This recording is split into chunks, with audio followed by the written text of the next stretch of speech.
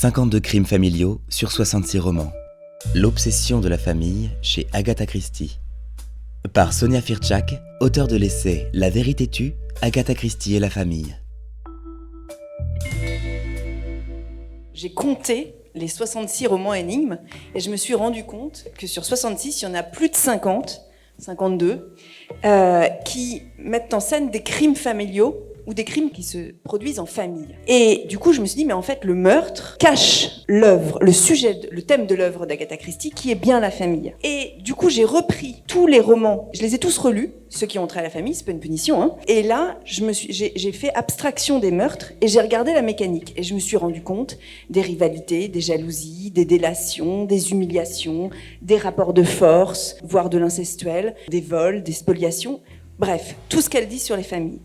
Et en fait, l'idée m'était venue parce que quand est sortie l'autobiographie, qui a mis un peu de temps à paraître en France au tout début des années 2000, comme Sophie, j'ai commencé à lire quand j'avais 9 ans, et en 2002, je crois, quand est sortie l'autobiographie, je me suis précipitée dessus, et il y a 20 lignes dans l'autobiographie que j'ai trouvées absolument épouvantables et fascinantes.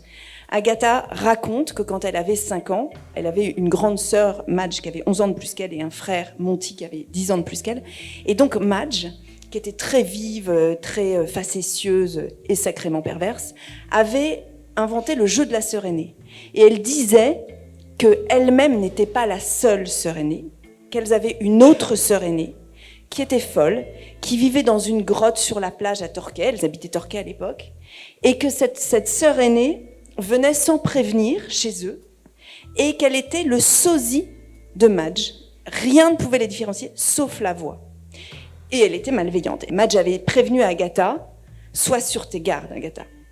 Et donc, de temps en temps, Madge prenait une voix cauteleuse, comme l'écrit Agatha Christie, et elle lui disait, tu sais qui je suis?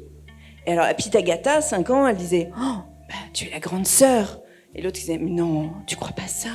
Et elle jouait avec elle comme ça. Et ça a duré des années. Et donc ça fait 20 lignes. Et elle raconte que pendant des années, il suffisait que Madge prenne cette voix pour être complètement glacée.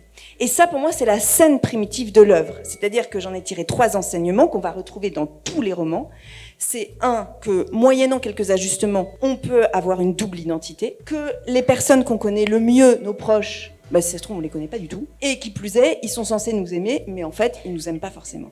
Et ça, on va le retrouver dans toute son œuvre. Et donc, j'ai vraiment tout décortiqué, les intrigues d'Agatha Christie, sous ce prisme de la famille. Et je suis extrêmement contente d'être là parce que pour moi, alors j'ai regardé plein d'adaptations, j'ai lu j'ai vu plein de films, lu plein de thèses, et en fait je trouve que Les Petits Meurtres est sans doute la série qui retranscrit, qui adapte d'abord le mieux ça. C'est-à-dire que je n'oublie pas que la première adaptation de 2006, c'est ça, hein, avec le premier La Rosière et Lampion, ça s'appelait Les Petits Meurtres en famille. Et adapté voilà. du Noël d'Hercule Poirot, qui est la quintessence oui. du crime en famille. Crime en famille. Le meurtre cache le véritable sujet de l'œuvre, mais au sein des intrigues, qu'est-ce qui se passe? Les familles, elles veulent pas voir le mal en leur sein. Et donc, elles cachent la vérité. Tout le monde a quelque chose à cacher dans un Agatha Christie.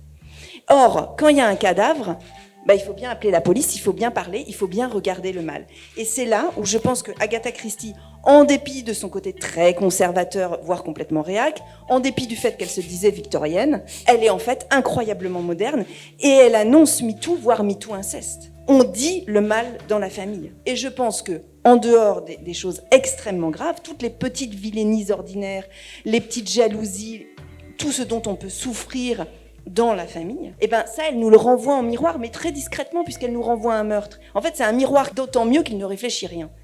Et c'est là où je pense qu'elle est si moderne, et donc on continue à la lire un peu comme un anxiolytique, parce que dans un Agatha Christie, la vérité qui était tue, elle est sue, et elle est révélée.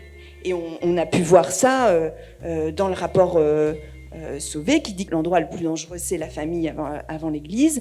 On voit ça dans toutes ces histoires, dans la Familia Grande. Il y a, dans Le Major parlait trop, il y a un passage incroyable de harcèlement sexuel, et l'agresseur dit « Mais viens, nous sommes une grande famille ». Il y a comme ça des passages qui sont d'une incroyable modernité, et je pense que c'est pour ça qu'on continue à la lire. Il y a un sacré bagage freudien quand même, chez Agatha Christie.